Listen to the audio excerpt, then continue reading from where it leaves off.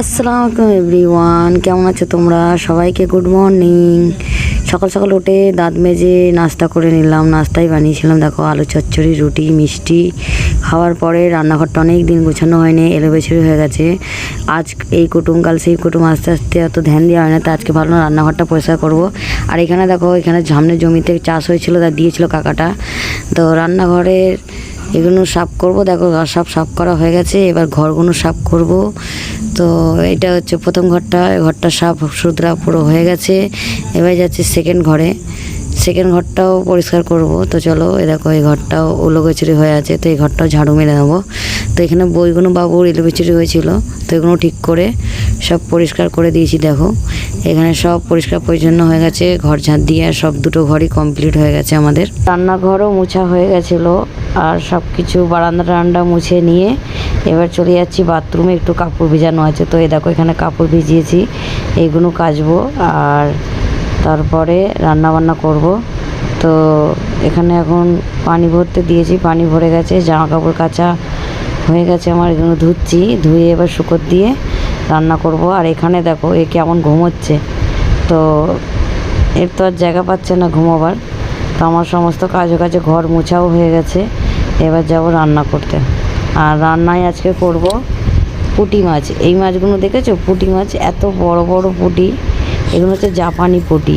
এই পুঁটি মাছগুলো আমি কালকে কিনেছিলাম, নুন হলুদ দিয়ে রেখে দিয়েছি। তো এইগুলোই আজকে রান্না করব, ঝিঙে দিয়ে করব, ঝিঙে দিয়ে মাছ দিয়ে ঝোল।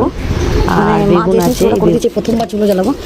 আর এই যে হাঁড়িতে আগে থেকেই কাদা মাখিয়ে রেখেছিলাম, তো ওই জন্য তোমাদের সাথে ব্লগটা শেয়ার করলাম।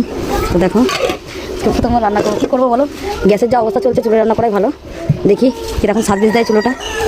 তো চলো বিসমিল্লাহ, চুলোটা ধরিয়ে দিই। চুলো রান্নার আমার অভ্যেস আছে, কারণ আমার মায়ের বাড়িতে চুলো আছে, যেহেতু অভ্যেস নেই না, অভ্যেস তো আছে। তো দেখো আমাদের চুলো ধরে গেছে।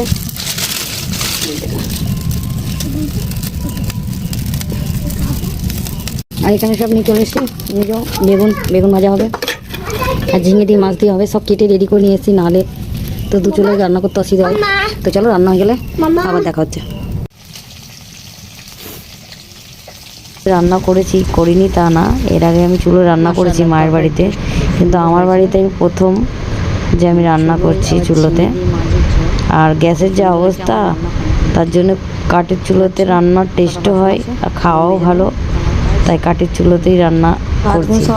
আর কাঠ আমাদের এখানে এত আম বাগান আছে, সেগুলোকে বাইরেই মেজে নেবো।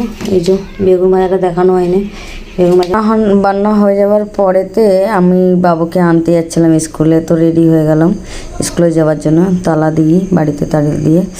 আর দেখো স্কুল থেকে আনার পরে সামনে একটা দোকান আছে, ওকে কিছু না কিছু রোজানা কিনে দিতে হবে, মানে পয়সা আমাকে রেডি রাখতে হবে। বাবুকে ডাকি দিয়ে আমার এবার খাওয়া দাওয়া করে নেব।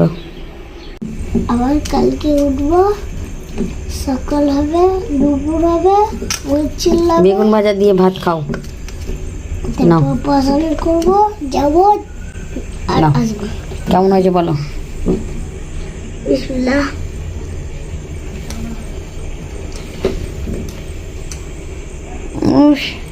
চলো আমরা খাওয়া দাওয়া করে নিই, আমাদের ব্লগটা এখানেই শেষ। টাটা, খুদা হাফিজ।